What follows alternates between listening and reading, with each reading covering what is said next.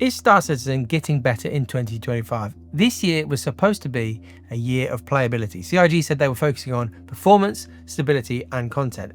And I've got some data that can show how the game's performance has changed in the first 6 months of 2025. But first of all, let's talk about the content. As CIG focused on finishing off Squadron 42, the single-player game, they made the decision to effectively stop pushing major new features out into Star Citizen. Instead, they're focusing on filling up the multiplayer game with more and more content. Whilst many might prefer that they keep prioritising feature development, I don't really think there's anybody out there who could seriously argue that the game couldn't do with more content. It does need more things to do. So far in 2025, we've seen some events, we've seen some new types of missions, but the two main bits of content that have been featured in patch trailers have been the Hathor location and Stormbreaker, aka the Worm. And they are, on the whole, good additions to the sandbox of the game. Alongside the contested zones, they really do give FPS combat enjoyers something to do. But I have a problem. I, in some ways, am the target audience for this sort of thing. I enjoy FPS combat and I don't mind a bit of PvP, but I just haven't been drawn in enough to want to go and try out these new locations. Part of the reason for that is that I know there are plenty of bugs here and issues, and the experience will probably be a lot better in a few months' time. But if I'm really honest, I think there is another main reason. I think it's the lack of account-bound rewards. Now, stay with me for a minute as I explain this.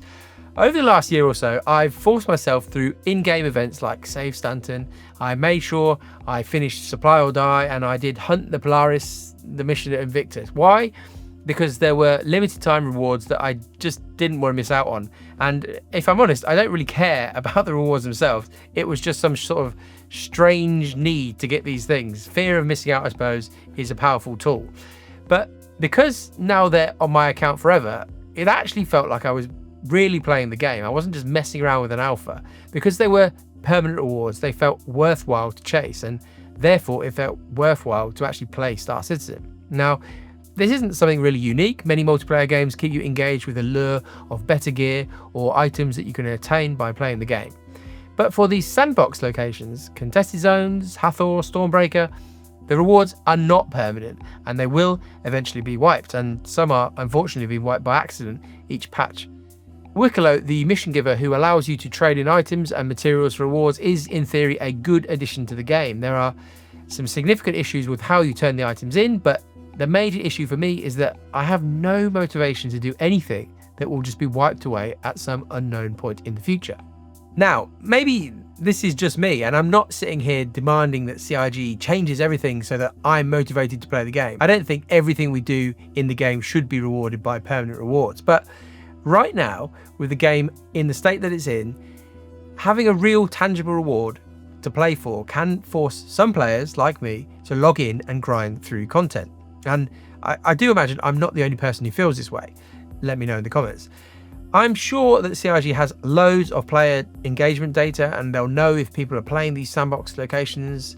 But without going into a whole PvP, PvE debate, it's clear that a large part of the SC community just isn't interested in this sort of gameplay. But I do wonder if there were permanent rewards tied into this. Would that change people? Would players try out something that they wouldn't have typically done if the reward was enticing enough? 3.2.1 does bring another event though that looks like it's more kind of time-limited permanent rewards. And I've had a poke around on the PTU and I can already feel that urge rising in me.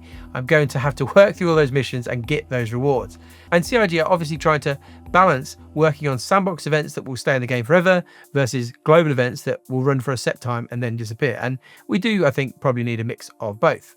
If I finally get to my point though, the bigger picture with all this is that the day-to-day experience of Star Citizen, even with all the additions this year, still isn't, in my opinion, that engaging. When I think about booting up Star Citizen, I feel a bit flat. There still isn't really any great reason for me to play on a regular basis outside of these events with these permanent rewards. For those of you who are watching and you play Star Citizen as your main game, I tip my hat to you. I don't really know how you do it. I know that there is gameplay in Star Citizen that is fun and that you can have some completely unique experiences even with the limited game that we have now. But for me, the lack of overall purpose just means that I'm not drawn to play on a regular basis. And I do also sometimes get jealous of new players, those people who are fresh to the game, and those first couple of months playing SC must be, if you can ignore the bugs, a pretty unique and fresh experience. But for somebody like me who's been here since 2013, the wow factor of the massive play space, the wow factor of running around the spaceships and in the interiors and then landing on a planet and getting out, they have kind of worn off. Don't get me wrong, I can still appreciate the amazing things that Star Citizen can do, but I guess I'm longing for a day when I feel like I want to log in every day and play, rather than just being drawn back in for certain rewards. Bigger goals like base building, a proper player economy, content to work through over a number of months. I really guess I'm talking about CIG's vision for 1.0, but that all does feel quite a long way away. So with that said, let's give CIG's push for content a mark out of 5. Now, despite my overall lack of enthusiasm to play the game right now, I do actually think that CIG are doing a pretty good job of filling out the universe with things to do. In reality, creating enough content in the game for it to resemble a finished game isn't something that's going to happen in 1 year. This will have to be a multi-year push.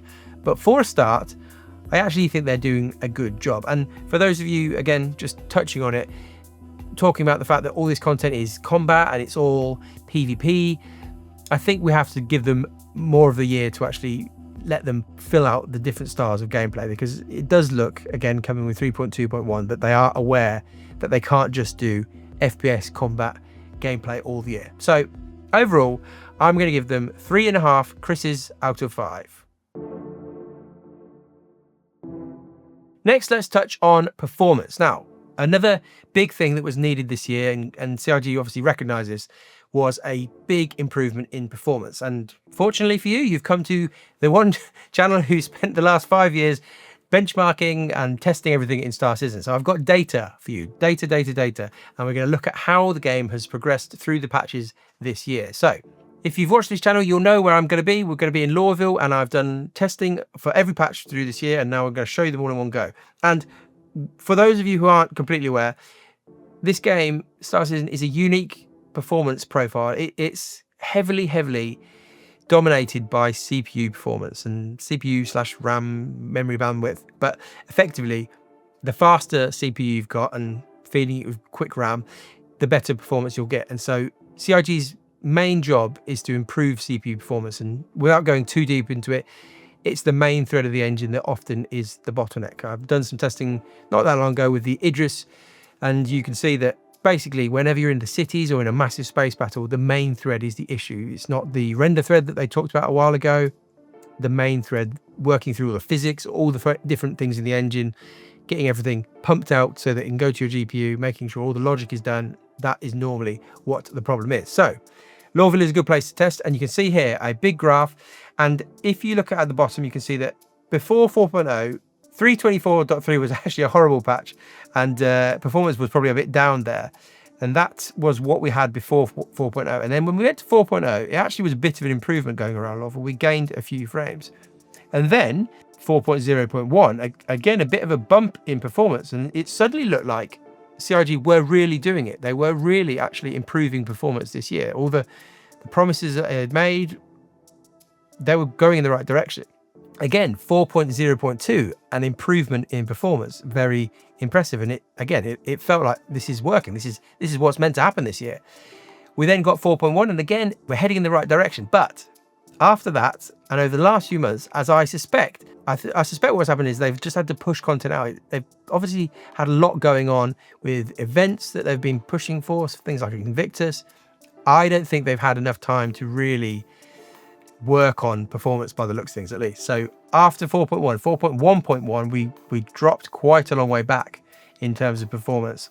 And then we've recently had 4.2, and again, we've gone nowhere really. And so how do we rate CIG's push for performance this year? It's hard. This is obviously one part of the game.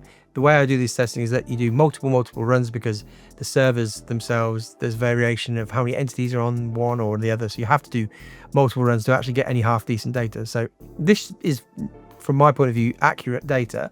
And you look at that and you think, well, ultimately it's all fallen a bit flat. I think I was hoping once those first patches came out and it looked like performance was going in the right direction, I thought, wow, this is it. This is finally the time when CIG really go for it. They really go for optimization, get the persistent universe working really well, but things have gone backwards. And so I guess I'm going to give this 2 Chris's out of 5. We have seen improvements, but really the pressure is now on for the rest of the year to improve things. This is obviously testing with a 9800 XGD, basically the fastest CPU you can get out there. Performance on lower end systems, and my minimum spec, where I would kind of say 10400 or 3600 on the AMD side, you won't be getting anywhere near this performance. And so, yeah, I think 2 Chris's out of 5 is a fair rating, and hopefully as the year goes on, we'll see more of a focus on performance, because yeah, they seem to have dropped the ball a little bit on this from this testing at least. And then stability. Has Star Citizen stability improved this year? Now, hard sometimes to quantify this. Does the game crash less? Do people experience less session ruining bugs? Does the content that CIG has put in the game actually work properly? Now, CIG will have data on all of this stuff. They'll have data on stability, but I think you could speak to 10 different people who would give you 10 different answers. I play on a very high-end PC, as we just saw, and I do think that does make a difference for stability. And so I would say on the whole, things maybe are heading in the right direction. Certainly things like Supply or Die, for me, they were much better than Save Stanton, which was one of the most horrific gaming experiences I think I've ever had. The amount of bugs with that event were awful. So it does seem so far that the missions are, they're definitely looking a bit better. But it's not like you'd say everything is great and perfect now. And to be fair to CIG, we're only halfway through the year, like we're saying. But it does seem as though, and again, I said before, they are pushing out some patches pretty quickly and with some serious issues in them. Their need to get patches out for things like Invictus and to sell ships, that's always been there over the last few years, and that hasn't changed this year. The hope potentially was that this year there really would be almost like it would come above that. Performance and stability would come above pushing out patches to sell ships, but still, I think maybe that was naive of me, but there still is a priority to get the patches out so that they can hold events where they can make more money. Anyway, the way I want to handle this though, because I can't really give it a score. I mean, maybe if I had to give it a score, I'd maybe just give them a 3 Chris out of 5. In the comments, I'm going to put a few comments down with different scores, and you can basically upvote the one that represents you and then comment below your experience of stability. Because like I say, some people will be like, oh yeah, it's working fine, and some people will think, oh, it's horrible. It will depend what sort of content you're doing in the game, and again, what sort of system you're on. So yeah, comment below and give us some insight into stability, and we can all then look through that and see how different people are getting on. I'll try and give an overall score in a second for what I think, but I think many people suspect that one of the reasons why CIG has decided to focus on playability this year is that they want Star Citizen to be in a much better place when Squadron 42, the single player game, is released sometime, hopefully next year, 2026.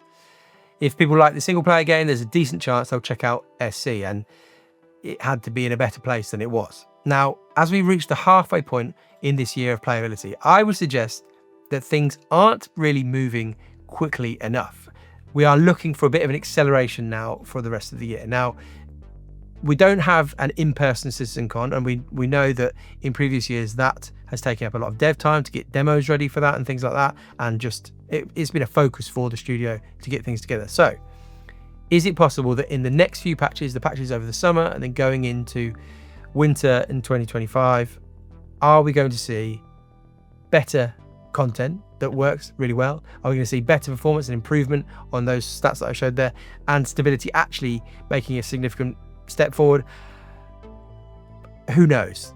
The evidence so far is that it's probably going to take longer than a year to get Star Citizen really ready in a good playable place where you'd recommend it to your friend, maybe. And so I don't know what that means for the release of Squadron 42. I don't think CIG will hold back Squadron for Star Citizen to be in a better place, but it's possible they would. But I think overall, we'll give it a middle ground, 2.5 Chris's out of 5, because it seems still as though things like like I've said, prioritizing patches that they want to sell ships in, all the Invictus stuff has still been higher on the priority list than content, stability and performance.